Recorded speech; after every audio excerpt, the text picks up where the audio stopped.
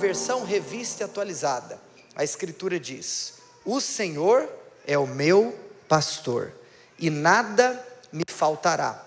Ele me faz repousar em pastos verdejantes, leva-me para junto das águas de descanso, refrigera-me a alma, guia-me pelas veredas da justiça, por amor do seu nome. Ainda que eu ande pelo vale da sombra da morte, não temerei mal nenhum, porque tu estás comigo. O teu bordão e o teu cajado me consolam. Preparas-me uma mesa na presença dos meus adversários, e unges-me a cabeça com óleo, o meu cálice transborda. Bondade e misericórdia certamente me seguirão todos os dias da minha vida, e habitarei na casa do Senhor para todo o sempre. Amém. Na versão NVI: o Senhor é o meu pastor, de nada terei falta. Em verdes pastagens me faz repousar, e me conduz a águas tranquilas. Restaura-me o vigor, guia-me nas veredas da justiça, por amor do seu nome. Mesmo quando eu andar por um vale de trevas e morte, não temerei perigo algum, pois tu estás comigo. A tua vara e o teu cajado me protegem. Preparas um banquete para mim à vista dos meus inimigos. Tu me honras ungindo a minha cabeça com óleo e fazendo transbordar o meu cálice. Sei que a bondade e a fidelidade me acompanharão todos os dias da minha vida, e voltarei à casa do Senhor enquanto eu viver. Aleluia. Os irmãos podem se assentar. Queria pedir para que você abaixasse a sua cabeça e que você pedisse ao Senhor para que Ele ministrasse ao seu coração. Papai de amor, ministra, Senhor, com as suas próprias palavras. Peça ao Senhor, externalize o seu desejo de não ouvir palavras de homens, mas a voz daquele que em tudo nos guia.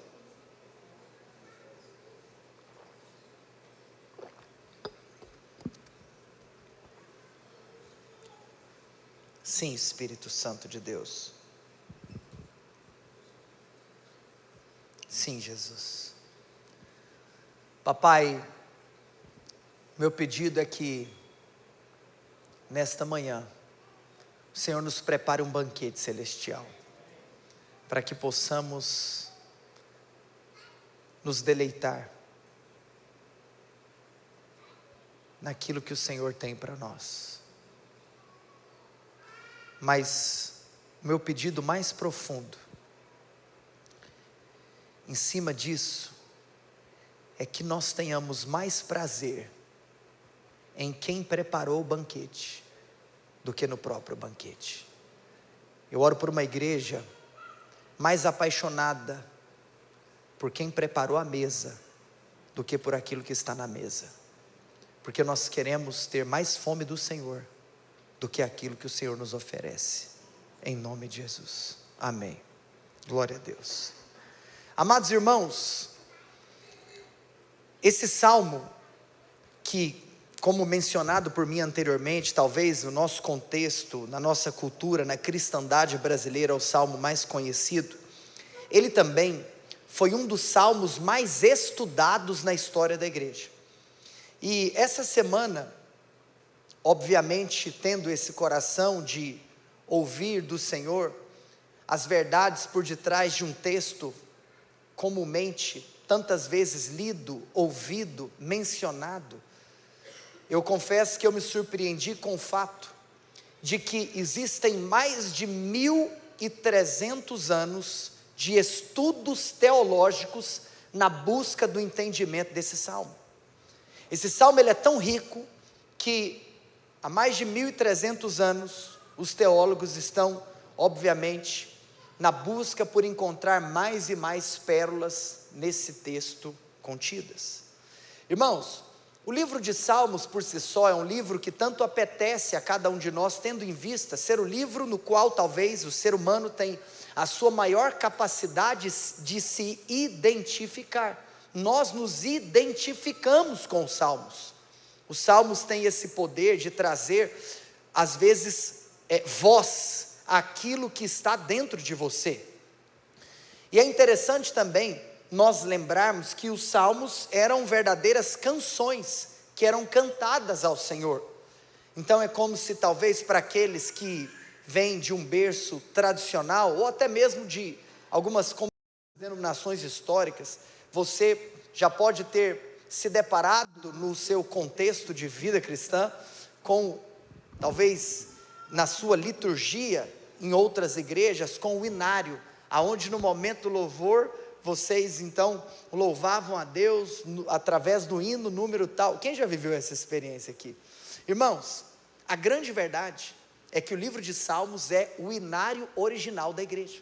Se a igreja pudesse ter um inário original, esse inário é o livro de Salmos. E nesse livro, nesse inário, nós temos então canções que emanam poder, júbilo, algumas delas até mesmo tristeza, mas com certeza segurança e fé. Amados irmãos, nós estamos aqui em um salmo davídico. Todos nós sabemos que Davi foi um dos grandes escritores do livro de Salmos, tendo em vista o fato de que reconhecemos que o livro de Salmos foi um livro escrito por várias pessoas, inclusive o primeiro deles, Moisés. Agora, é interessante que de maneira específica, o Salmo 23, ele faz parte de uma série de 3 salmos escritos por Davi. Por quê? Porque o Salmo 22 foi escrito por Davi, o Salmo 23 e o Salmo 24.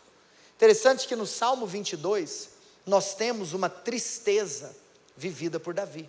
No Salmo 23, nós temos ele exaltando a segurança que possui no Senhor. Mas no Salmo 24, nós temos o contexto do júbilo de Davi, tendo em vista que o rei voltará pelos portais eternos. Fecha a porta para mim, por favor, que está vindo um raio de luz. Isso, obrigado, querido. Amados irmãos, ou seja, nós estamos então aqui no meio de uma série de 3 salmos escritos por Davi. E nesse lugar também, nós reconhecemos algo, que depois da batalha enfrentada por Davi, no capítulo 22, aqui no capítulo 23, nós temos então um momento de alívio. E amados irmãos, eu comentava com a minha esposa algo interessante, que a história da igreja registra, que em um momento em que Lutero estava dando aula em um seminário, e ele ensinava sobre os salmos, ele disse uma frase, quando ele foi ensinar a respeito do Salmo 23, Lutero disse para os seus alunos: este salmo ainda não é meu. Lutero, aquele que fora talvez o principal pilar da reforma protestante, ele reconheceu: este salmo ainda não é meu. E eu poderia inclusive te fazer essa pergunta: este salmo, que talvez você sabe de cor e salteado, ele é seu? Porque o que faz um texto bíblico ser seu? É a experiência que você já teve com ele. Uma coisa, irmãos, é você saber a teoria, outra coisa é você experimentar aquilo que o céu preparou para você, através desta palavra. O que eu gostaria de dizer aos amados irmãos, que eu creio, é que hoje o Senhor deseja abrir os nossos olhos, de que o Salmo 23 não pode ser apenas mais uma poesia bíblica, ou talvez o poema que nós mais admiramos. O Salmo 23 precisa ser para mim e para você, verdadeiramente, palavra de Deus. Amém, irmãos? Amados, Davi foi um homem que sofreu muito. Davi foi um homem, por exemplo, que sofreu muita traição. Todo mundo traiu Davi. Você já parou para pensar que a história dele como rei começa com uma traição? Por quê? Porque o seu antecessor o traiu. Davi não havia feito nada para Saul, e Saul já teve uma postura de fel contra Davi. Davi foi traído pelo seu rei. Irmãos, Davi foi traído pelo seu filho. Olha, eu confesso que talvez nós não temos ideia do sentimento de um pai ser traído pelo seu próprio filho. Porque entre nós, irmãos, e talvez para aqueles que são pais de crianças, ou você que obviamente é pai, então você já passou por essa fase, você pode parar para pensar, tudo aquilo que você sofre, toda a negação do seu ego, em você cuidar de um ser humano que depende de você, 100%, que depende de você, completamente, e depois esse ser humano, que sobreviveu, simplesmente porque você deu tudo de si, porque você entrou na morte para que ele pudesse ter vida, este ser humano virar as costas para você. Talvez, imagino eu, que a traição de um filho possa ser o tipo de traição mais dolorosa para a alma humana. Davi sofreu essa traição, ele foi traído pelo seu rei, ele foi traído pelo seu filho, Davi foi traído pelo seu conselheiro, Aitofel. Está aí um bom nome para você colocar no seu filho. Irmãos, Davi foi muito traído. Irmãos, Davi foi traído até mesmo pelo seu povo, que ele tanto protegeu. Mas, o que eu quero hoje chamar a sua atenção, é algo que está queimando no meu coração. Irmãos, deixa eu dizer algo para você. Eu preciso de abrir um parênteses para eu te entregar o que eu preparei. Nós, como igreja, precisamos de ter clareza de duas coisas. Em primeiro lugar, isso aqui é um parênteses, nós precisamos ter clareza do corpo de Cristo, que o corpo de Cristo é muito maior do que a nossa placa denominacional. Quem está comigo nisso? Uma igreja que tem clareza disso, nós podemos chamá-la de uma igreja aberta, ou seja, uma igreja aberta ao corpo de Cristo. Nisso, nós então nos relacionamos com o corpo. No relacionamento, nós aprendemos, nós ensinamos. No relacionamento, de graça nós recebemos e de graça nós damos. Nós, como Emaús, somos uma igreja aberta ao corpo. Quantos podem dizer amém por isso? Agora vamos lá. Por outro lado, sabe o que acontece? Quando você pensa em uma igreja, uma comunidade ser aberta ou fechada, você então está olhando um espectro de como essa igreja se porta. Ela é fechada. Outro ponto, por exemplo, na igreja que é fechada, ninguém entra lá, ninguém prega lá, porque ela não tem relacionamento. Na igreja que é aberta, o que acontece? Todo mundo entra lá, porque nós não vamos ser seletivos do ponto de vista de pensarmos assim, nós podemos aprender com o fulano, com Beltrano nós não temos nada para aprender. Não, todas as vertentes do corpo de Cristo têm algo a nos ensinar. Mas qual é o risco que uma igreja aberta pode cair? De não ter identidade. Porque é como se, talvez então, você sai de um extremo e vai para outro. Você sai do extremo de ser fechado e vai para o extremo de não ser nada. Porque você é tudo um pouco, então você não é nada. É por isso que, amados, olha aqui para mim, é por isso que o corpo de Cristo é lindo. Por quê? Porque quando você tem um lugar que tem identidade, o que isso vai produzir? Segurança, de tal maneira que alguns pensam, encontrei o meu lugar, assim como outras pessoas, ao se depararem com o lugar com uma identidade firmada, eles vão pensar o quê? Esse aqui não é o meu lugar. Por quê? Porque não existe identificação. Quantos estão comigo nesse raciocínio? Eu vou fechar o parênteses agora.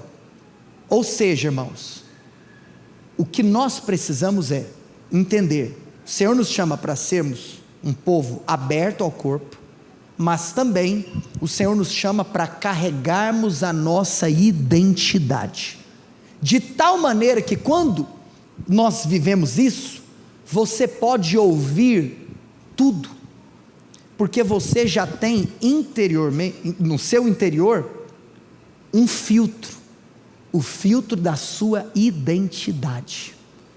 Quem está comigo nisso? Então eu quero te contar uma coisa. Quando nós olhamos para a palavra, o que nós enxergamos? Quando você olha para o Salmo 23, o que você enxerga? Hoje eu quero deixar algo claro.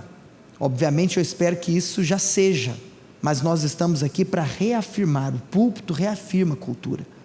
Nós somos uma igreja cristocêntrica. Quando nós olhamos para a palavra de Deus, nós nos encontramos com Cristo. Quando nós olhamos para o Antigo Testamento, quem nós encontramos? Cristo. Porque toda a palavra de Deus aponta para Cristo. Eu já disse isso aqui milhares de vezes. Todo o Antigo Testamento é uma preparação de Cristo. Os Evangelhos é a manifestação de Cristo. O livro de Atos é a propagação de Cristo. As epístolas são a explanação da doutrina de Cristo. E o livro de Apocalipse é a consumação das palavras de Cristo. Então, quando você abrir o Salmo 23, quem que você tem que enxergar? Cristo. Vou te contar uma coisa, assim como Davi foi tão traído, e eu citei aqui pelo rei, pelo filho, pelo povo, pelo conselheiro, pelo discípulo, irmãos, Jesus também foi traído. Por isso que Davi é um tipo de Cristo. Jesus foi traído, irmãos, por Judas, quando trocou por 30 moedas de prata. Mas Jesus também foi traído por Pedro, um discípulo próximo, porque Judas era até um discípulo distante, e Pedro, que era o mais próximo, juntamente com João e Tiago. Pedro o traiu quando negou 3 vezes. Jesus também foi traído pelo colegiado, quando eles não acompanharam ele no Getsêmani, falaram que ia fazer companhia e dormiram. Jesus, irmãos, foi traído. E eu quero te contar uma coisa, quando nós olhamos para o Salmo 23, sabe qual é o personagem principal do Salmo? Não é a ovelha, é o pastor. Então que hoje o Senhor abra os nossos olhos para enxergarmos, o Senhor abra os nossos olhos para enxergarmos o pastor desse Salmo. Irmãos, o Salmo 23 foi escrito por um homem, fruto não de uma ingenuidade infantil ou emocional, mas fruto de uma maturidade espiritual. O Salmo não é centrado em Davi, o Salmo não é centrado na ovelha, o Salmo é centrado no pastor. O verdadeiro herói do Salmo é o pastor. Então, eu quero te mostrar uma coisa aqui, muito importante. Ao longo da história, este salmo foi interpretado de várias maneiras, mas eu quero chamar a atenção, talvez,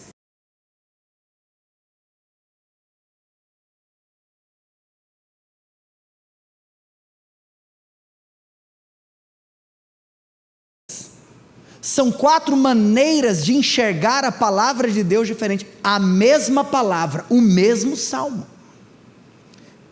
Coloca para mim, por gentileza, meu amado. Eu quero mostrar para vocês hoje, são 4 leituras teológicas. A primeira leitura teológica é a leitura que eu chamaria de a teologia liberal. A segunda é a teologia do coach. A terceira é a teologia da prosperidade. Em último lugar, é a teologia cristocêntrica. Irmãos, o que é a teologia liberal? Teologia liberal é aquela que submete o texto bíblico à experiência humana. Ou seja, agora não é mais você que está preso ao texto, é o texto que está preso a você. O que é que você encontra? Relativização, perdão. Você relativiza o texto. Por quê?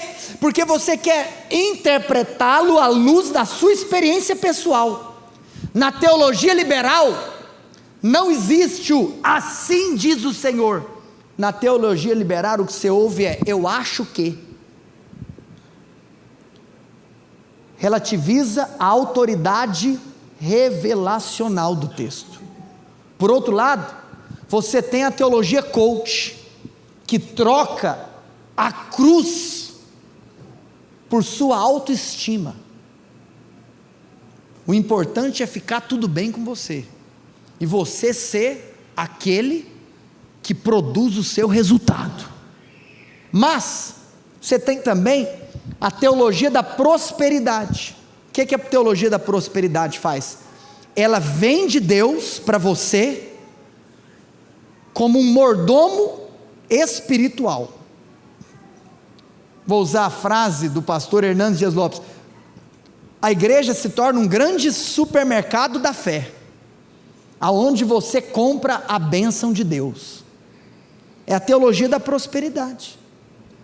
Em outras palavras, Deus é o seu mordomo, Ele te dá o que você quiser, e aí então você começa a criar um Deus, ou melhor, você começa a criar um cristão, que busca a Deus, não por quem Ele é, mas por aquilo que Ele pode oferecer. E aí na realidade então, você não busca a Deus, você busca um Deus que atende os seus desejos. Ou seja, você não adora Deus, você adora um Deus que você criou. E por fim, quando nós olhamos para o Salmo 23, nós podemos enxergar esse salmo como um texto que anuncia um pastor que sangrou por suas ovelhas. Como que nós vamos enxergar o Salmo 23? Versículo 1: o Senhor é o meu pastor, de nada terei falta. A teologia liberal, Deus é um símbolo de cuidado coletivo, esperança social. Não se trata de uma promessa real, mas de uma poesia religiosa.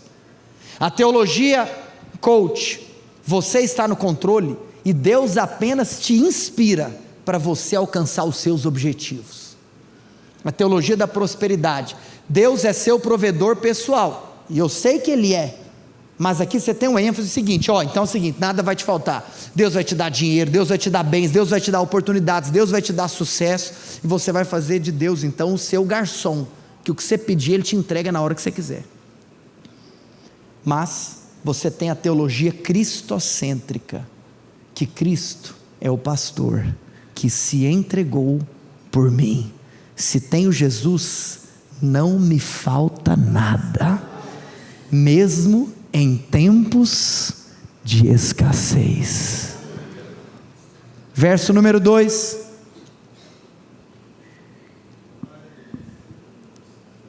em verdes pastagens me faz repousar, e me conduz a águas tranquilas.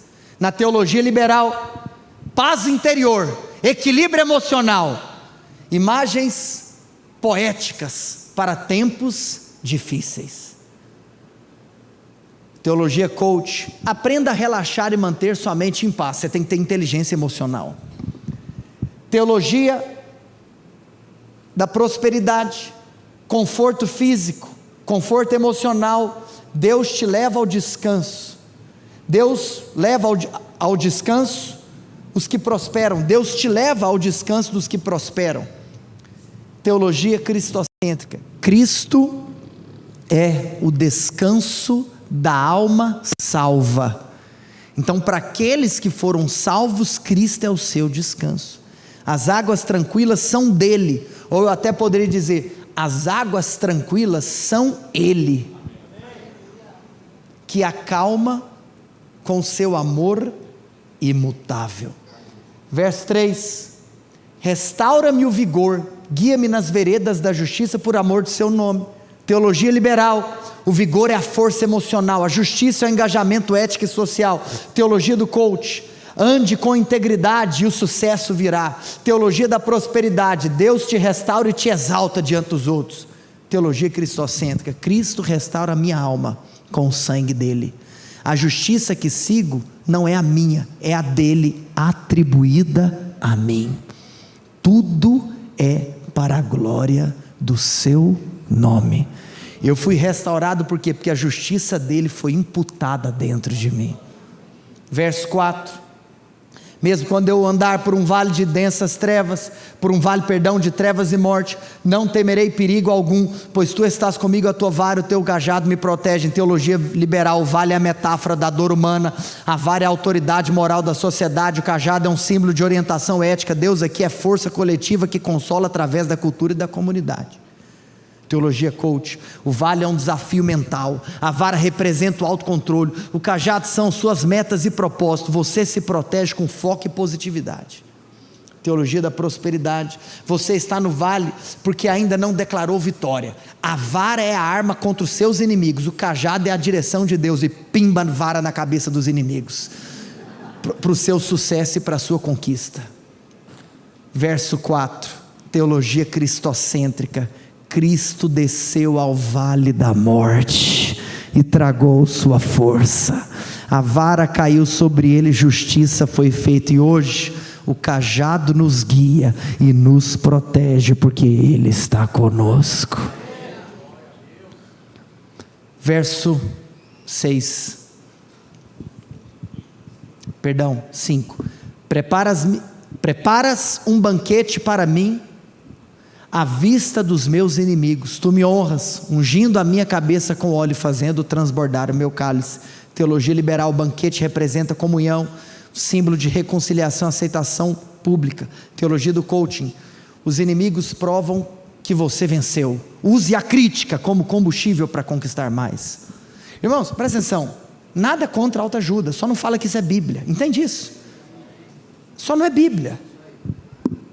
Teologia da prosperidade: Deus vai te exaltar diante dos inimigos, eles verão sua vitória, sua riqueza e sua honra. Teologia cristocêntrica: Cristo preparou a ceia rodeado de traidores, o banquete não é o palco da glória humana, mas é a mesa da aliança, entregue com seu sangue. Verso 6: sei que a bondade e a fidelidade me acompanharão todos os dias da minha vida, e voltarei à casa do Senhor enquanto eu viver. Teologia liberal: quem vive eticamente colhe boas experiências, a fidelidade aqui é humana e não divina. Teologia do coach: seja fiel aos seus valores, você viverá de forma tão marcante que será lembrado para sempre. Teologia da prosperidade: bondade e fidelidade são recompensas da fé, a casa do Senhor é viver abençoado com estabilidade e prosperidade. Teologia cristocêntrica: a graça me perseguiu até a cruz, voltarei à casa do Senhor, que é o próprio Cristo, e a eternidade está comprada com Ele. Ou seja, agora eu vou habitar na sua casa, porque Ele me comprou pelo seu precioso sangue. Amados irmãos, em toda a história, o que sempre desviou a igreja de Cristo foi colocar o homem no centro. Que o Senhor então nos dê um olhar cristocêntrico. Essa é a maneira como nós interpretamos a Escritura Sagrada. Esse salmo fala do pastor. Agora eu queria que você abrisse aí, onde você já está, na realidade que você olhasse, abrisse quem fechou. Vamos olhar para esse salmo juntos aqui. O Senhor é o meu pastor, Yahvé. Amados irmãos, eu citei aqui aquele que escrevera esse salmo. Quem é o autor dos salmos? Mas eu te pergunto, qual é o Davi que escreveu esse salmo? Será que foi aquele Davi, criança, adolescente, aquele Davi que estava lá, tocando a sua harpa e curtindo um céu estrelado? Não teria nenhum problema se fosse, mas não foi esse Davi que escreveu esse salmo. Sabe quem foi o Davi que escreveu o Salmo 23? O Davi que escreveu o Salmo 23 foi o homem mais importante da terra nos seus dias. Foi o rei da nação abençoada pelo Senhor dos Senhores. Foi o homem que era um guerreiro vitorioso. Foi esse homem que escreveu o Salmo 23, o homem mais poderoso no seu tempo. E esse homem poderoso, que possuía súditos, que talvez poderia dar uma direção e as pessoas obedeceriam a sua voz, esse homem, ele olhou para o Senhor, e ele chamou o Senhor de pastor.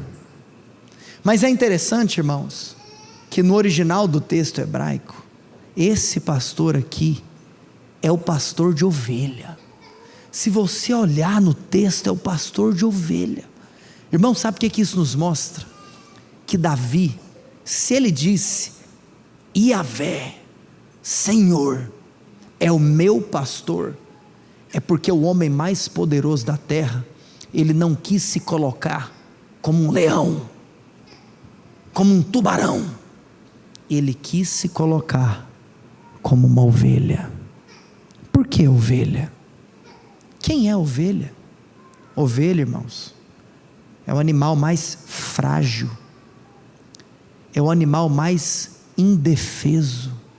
Ovelha é o animal mais dependente.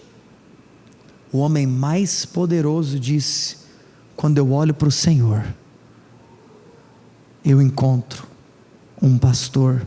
Por quê? Porque quando eu olho para o Senhor, eu me descubro como uma pessoa indefesa, dependente. Irmão, sabe o que é poderoso? Nós amamos as promessas de Deus, e glória a Deus por isso, devemos amá-las. Mas eu quero te contar uma coisa: o Salmo 23, ele não começa com uma promessa. O Salmo 23, ele começa com uma pessoa, o Senhor. Que na nossa vida, nós enxergamos a pessoa antes da promessa. Aqui nós temos a maior representação do cuidado de Deus, porque esse homem todo poderoso, que se sente uma ovelha indefesa, ele chama Deus de meu. Irmãos, sabe o que é poderoso? Antes de falar que ele é nosso, porque ele falou assim, esse é o meu pastor, o fato de nós nos considerarmos ovelha, o fato de Davi ter se considerado ovelha, irmãos, é interessante você pensar que ovelhas não são animais selvagens. Ovelhas são animais de propriedade. Ovelhas precisam de donos. O homem mais poderoso, ele falou, eu preciso de um dono. Irmãos, eu me lembro de um versículo lido semana passada nesse púlpito pelo pastor Álvaro, quando ele estava expondo o capítulo 2 da primeira epístola de Pedro, verso 9. Nós somos as... Mateus, desse lado eu acho que está sem retorno, tá? Depois você olha aqui. Amados, Pedro diz, nós somos a sua propriedade exclusiva. Pedro viu o que Davi viu, nós temos um dono.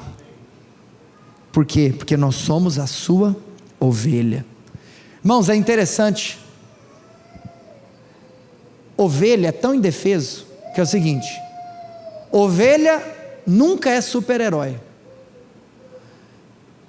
Eu vou ter a graça de Deus no mês que vem, por intermédio de um compromisso que nós vamos ter nos Estados Unidos, vou falar sobre isso no domingo que vem, por conta de algo específico que tem a ver com a nossa igreja, e eu vou levar minhas filhas na Disney. Sabe o que é interessante? Até rato é super-herói. Mickey Mouse, até rato é super-herói, mas você nunca viu ovelha ser super-herói. Amados irmãos, porque as ovelhas, elas não sobrevivem de si mesmas. elas precisam de um pastor. Mas, depois da perspectiva do entendimento de que nós somos ovelha, e a perspectiva de nós pensarmos que Davi falou que ele é o meu. Eu tenho uma pergunta para te fazer. Você, filho de pastor, filho de crente, você que cresceu na igreja, você que cresceu na escola bíblica dominical, ou estudou na escolinha cristã, quero te fazer uma pergunta. Você tem esse salmo decorado? Ou esse pastor, ele é seu? Esse pastor é seu. Você pode, isso aqui, irmãos, não é uma doutrina, uma teologia, não é uma doutrina fria, uma teologia distante. Isso aqui nos mostra um relacionamento. Isso aqui nos mostra o seguinte, presta atenção, eu não estou diante de um conceito teológico, não, eu estou diante de um convite para uma relação. Ele que é o dono do universo, Ele que é o dono de todo o ouro e da prata, Ele é o meu pastor. Ele que é o meu Senhor, é aquele que cuida da minha alma. Você tem noção que o rei do universo é aquele que cuida da sua alma? Irmãos, Ele não apenas governa o universo, Ele também governa a nossa vida. A palavra meu é um grito de fé verdadeira. É um grito verdadeiro para uma fé verdadeira. Esse grito não pode ser bradado pelos religiosos. Por quê? Porque esse grito não é fruto de uma religião herdada. Pouco importa se seu pai te ensinou, ele precisa ser seu. Esse grito de você falar, o Senhor é o meu pastor, não é herdado por uma religião, não é religião herdada, é redenção recebida, é redenção vivida. Ele é o meu, porque quando eu estava lá perdido, Ele deixou as 99 e Ele foi atrás de mim. Não é herança, é redenção. Este meu, irmãos, custou o sangue de Jesus. E eu vou te contar uma coisa, ele não é seu porque você o escolheu, ele é seu porque você foi adotado. Irmãos, a cruz foi o campo aonde o pastor nos comprou. Em primeiro lugar, o Senhor é o meu pastor. Mas em segundo lugar, de nada terei falta. Vamos olhar aqui para essa segunda expressão, de nada terei falta. Irmãos, é óbvio que muitos de vocês já sabem disso. Quando nós olhamos para o texto, nada me faltará, não quer dizer que nós vamos ter tudo. Quer dizer o quê? Que se temos Cristo, nós não precisamos de mais nada. Como que você lê o texto? Eu vou ter tudo, ou se eu tenho Cristo, nada me falta, nada me faltará, de nada terei falta. Por quê? Porque esse salmo é o salmo daqueles que já foram esvaziados de tudo, menos de Deus. Davi não está dizendo aqui, esse texto não nos ensina que Deus vai nos dar tudo. O que esse texto nos ensina é que com Ele nós não precisaremos de mais nada. Irmãos, Deus é tão bom que talvez ao longo da nossa jornada, eu queria que você abrisse o seu coração hoje, não para ouvir uma poesia, mas para receber uma palavra de Deus. Às vezes ao longo da sua jornada, Deus te tira algumas coisas, só para te ensinar que você não precisa dessas coisas para viver. Tenha um olhar espiritual com relação às coisas que Deus já te tirou. Sabe por quê? Porque Ele é o seu pastor. E eu quero assim, do fundo do meu coração, com muito amor, dizer algo para os irmãos. Tome muito cuidado, porque talvez existem portas que foram fechadas pelas mãos ensanguentadas de Jesus, que você tenta continuar arrombando pelo seu coração endurecido. Não tente, com seu coração endurecido, abrir portas que já foram trancadas pelas mãos ensanguentadas do Cristo ressurreto. Se Ele é meu pastor, de nada terei falta. Permita que Ele guie a sua vida.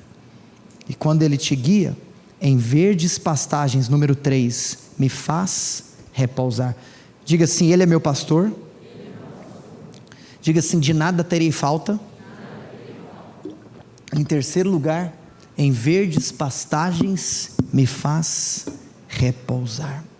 Eu quero te contar uma coisa: ovelha não encontra pasto, ovelha não tem condição de encontrar pasto, ovelha é guiada pelo seu pastor até o pasto. Ovelha não encontra pasto sozinha. Sabe o que isso significa? Eu e você não somos espertos o bastante, e é por isso, irmãos, que nós precisamos sempre equilibrar a nossa vida, lembrando que uma coisa é a responsabilidade humana, mas outra coisa é a soberania divina. E nunca assuma a sua responsabilidade sem ter a revelação da soberania divina. Sabe por quê? Porque nós não somos fortes o suficiente, nós não somos espertos o bastante. Se o pastor não te levar, você não vai descansar. Irmãos, a graça de Deus, ela não aplaude a sua força, mas ela te levanta na sua fraqueza. Irmãos, quem se encontra com a graça, não se gaba, se ajoelha.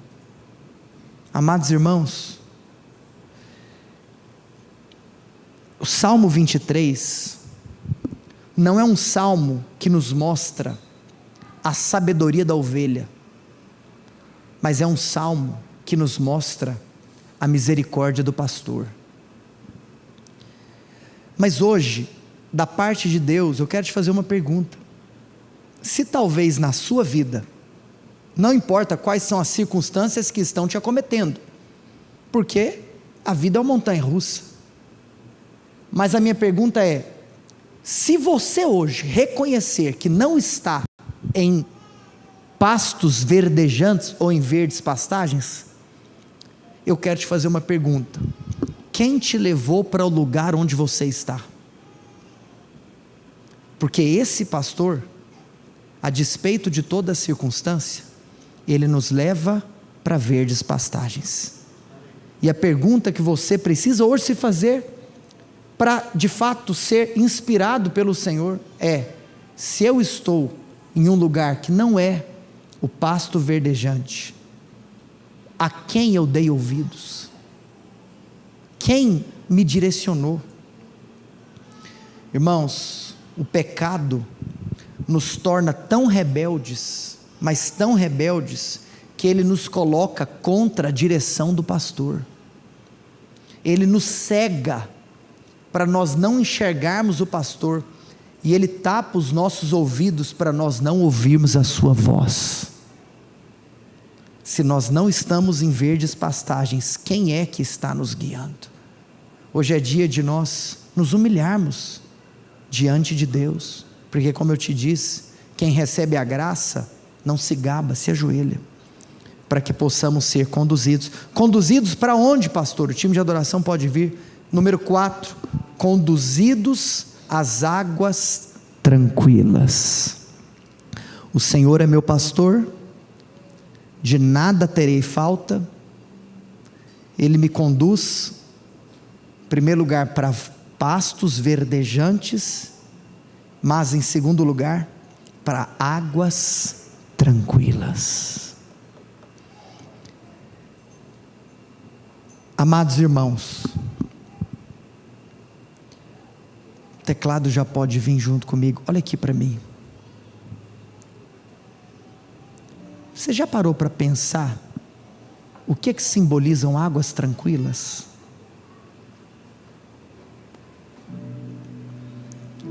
se nós estivermos em um lugar de águas tranquilas, esse lugar é um lugar de água parada. O que nós vemos como tranquilidade da água é a movimentação dela. O mar hoje está agitado, muito movimento. Mas tal lugar, meu Deus do céu, tem um encontro ali. Já viu aqueles lugares que a gente fala assim, nossa, ali tem um encontro de um mar com um rio? Já foi lugar assim? Assim, água parada. Água tranquila é água parada. Tá bom, pastor, mas e aí? Você já se deparou com uma água parada? Quando você olha para a água parada se torna um espelho. A água parada, ela reflete você. Em alguns momentos, o Senhor precisa te levar para um lugar silencioso, para você começar a ouvir os barulhos da sua alma. Quando você vai para essas águas tranquilas, quando você vai para a água parada, você começa a ouvir o barulho da sua alma. E você começa a perceber, tem mágoa aqui, tem ressentimento aqui, tem coisa que não está resolvida, porque nas águas tranquilas você consegue ouvir o barulho da alma. Ele te conduz para esse lugar, porque quando nós somos conduzidos pelo Senhor, eu quero te falar uma coisa: o compromisso de Deus não é com seu nome, e eu vou falar daqui a pouco, o compromisso de Deus é com o nome dele, por amor do seu nome. Ele não está preocupado com o seu nome. Quando ele te leva para água tranquila, é porque ele quer solucionar todas as suas demandas existenciais, ele quer solucionar todas as suas demandas emocionais. Ele precisa de te esconder, e ele nos leva com ternura. O nosso pastor, ele não grita, ele conduz, ele não empurra, ele convida, mas no silêncio das águas tranquilas, a alma confessa, a alma se arrepende, e quando a alma confessa e quando a alma se arrepende, a alma encontra alívio. Ele é o seu pastor, você não tem falta de nada, ele te conduz a verdes pastos, mas ele te conduz a águas tranquilas. E nesse lugar, em quinto, ele refrigera a sua alma. Sabe o que é refrigerar? Refrigerar é restabelecer a força. Nas águas tranquilas, longe do holofote, ele restaura o seu vigor, ele restaura a sua força.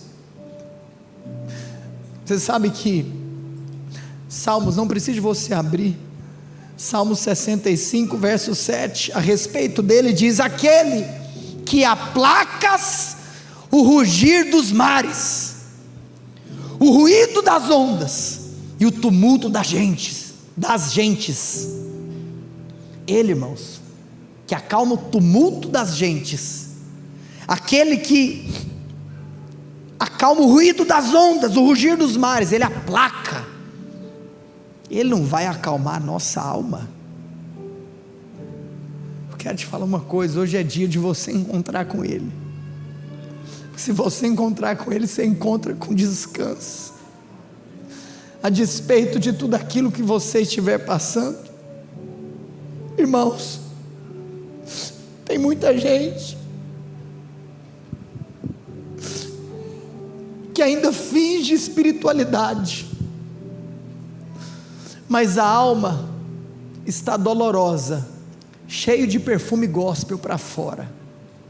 Quero te falar uma coisa: se encontre hoje com seu pastor. Lutero olhou para esse salmo e ele disse para os seus alunos: esse salmo ainda não é meu.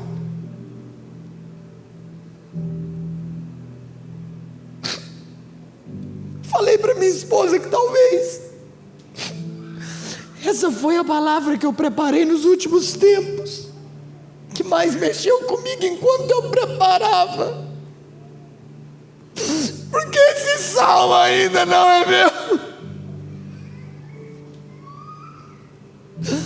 Irmãos, não existe refrigério fora do sangue. Você sabe que no original hebraico, refrigera minha alma também pode ser traduzido, sabe como? Senhor, traga minha alma de volta.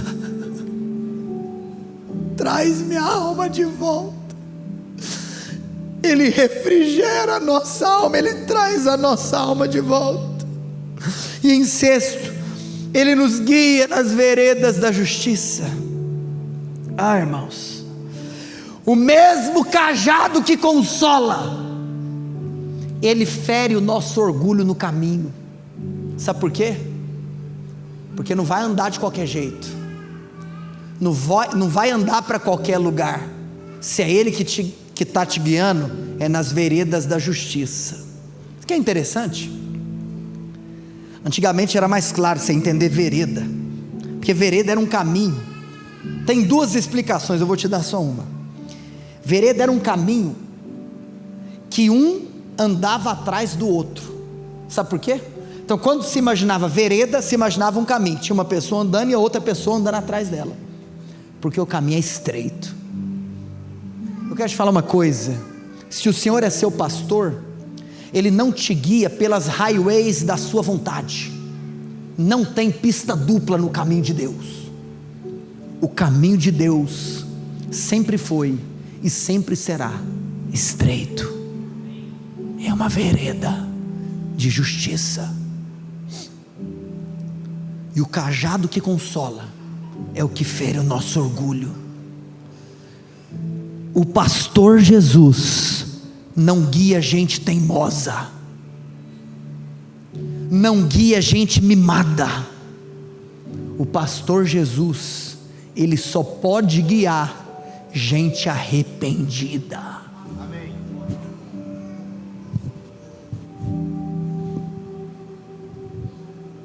Ele não nos leva para onde nós queremos, mas Ele nos leva aonde nós precisamos ir para sermos santificados. No caminho das veredas da justiça, Ele não está preocupado com o nosso nome, Ele está preocupado com a sua glória. A maior provisão que alguém pode receber, irmãos, não é a provisão financeira ou discernimento espiritual, é aprender a ouvir a voz de Deus. Esse é o maior tesouro que alguém pode ter. Ah, Senhor, eu conheço a tua vontade. Mas em sétimo lugar, irmãos, Ele guia pelas veredas da justiça por amor do seu nome. Ele não vem atrás de nós porque nós merecemos, Ele vem atrás de nós porque Ele empenhou o seu nome nisso. É como se Deus dissesse, em meu nome eu não desistirei de você, nem que seja necessário ir para a cruz, até que você se torne limpo, branco como a neve. Eu quero te contar uma coisa: Jesus não te salvou porque você tinha potencial. Ele te salvou porque Ele mesmo predestinou você para Ele, por amor de seu nome. E Ele te escolheu antes da fundação do mundo. Você não é o centro da história. E a cruz não foi um improviso. Mas em último lugar, eu não apenas diria não menos importante, como eu diria o mais importante.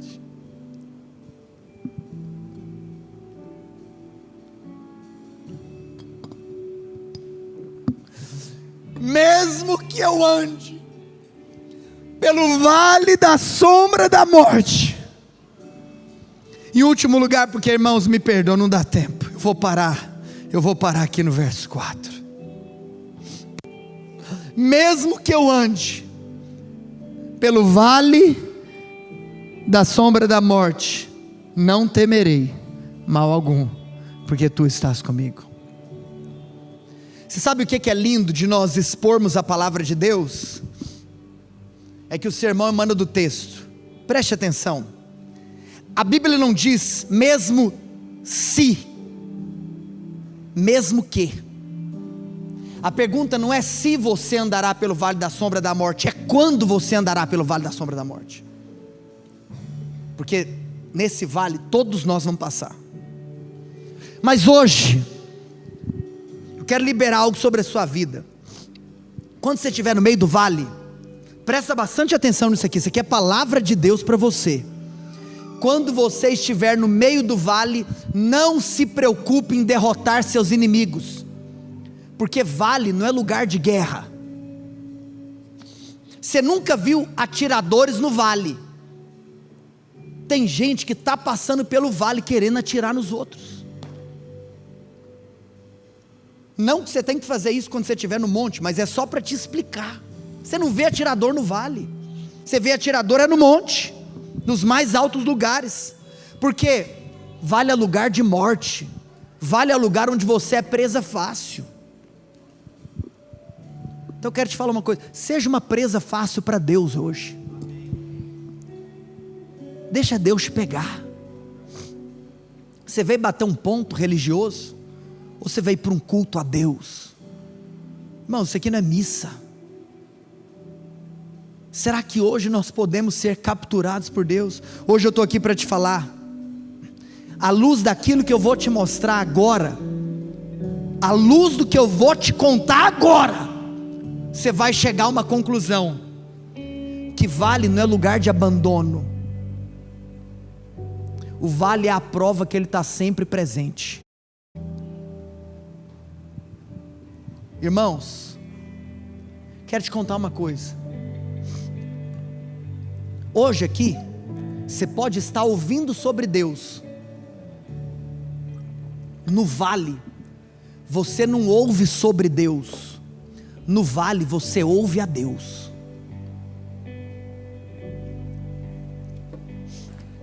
No vale, você não escuta ensino. No vale, você experimenta de um encontro. No monte, você dança, mas no vale, você se ajoelha. Quer dizer algo para você, meus amados irmãos? Eu escrevi algo: existem medidas ou manifestações da presença de Deus que só podem ser encontradas no vale. Lembre-se disso, no vale você não ouve sobre Deus, você ouve Deus. Você dança no monte, no vale você se ajoelha. Agora, presta atenção, olha só, a Bíblia não diz, e eu encerro falando isso, nós vamos adorar a Deus. A Bíblia não diz, ainda que eu ande pelo vale da morte. Na versão revista e atualizada está escrito, ainda que eu ande pelo vale do quê? Ainda que eu ande pelo vale da...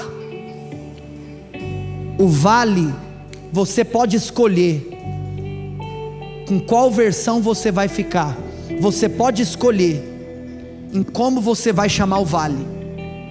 Hoje eu quero te apresentar duas opções. Esse vale, ele pode ser o vale da morte, ou ele pode ser o vale, sabe de quem? Da sombra. que é isso, pastor? Presta atenção. O vale, ele não é só o vale da morte, ele é o vale da sombra. É o vale da sombra. Tá bom, pastor, mas e aí?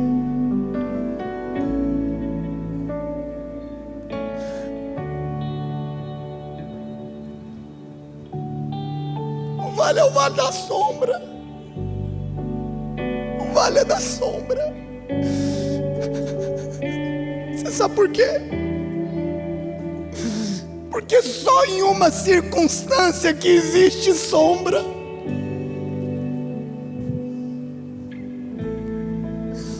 Só existe sombra quando por detrás há luz. Você pode estar com a morte atrás de você, mas a morte não está sozinha, a morte está acompanhada. Acompanhada de quem, pastor? A morte está acompanhada da sombra dela. Por que a morte está acompanhada da sombra? Porque tem algo por detrás da morte. O sol da justiça. Você não está acompanhado apenas da morte, você está acompanhado da sombra. E só existe sombra onde há luz. Em lugares de escuridão não há sombra. Amados irmãos, no vale você encontra que lá não é um lugar de solidão ou abandono. Lá é um lugar onde existe uma presença palpável, preparada para você. Que você hoje, mesmo que estiver andando por um vale de morte, de trevas, que você enxergue a luz. Porque se tem sombra, tem luz. Fique de pé onde você está.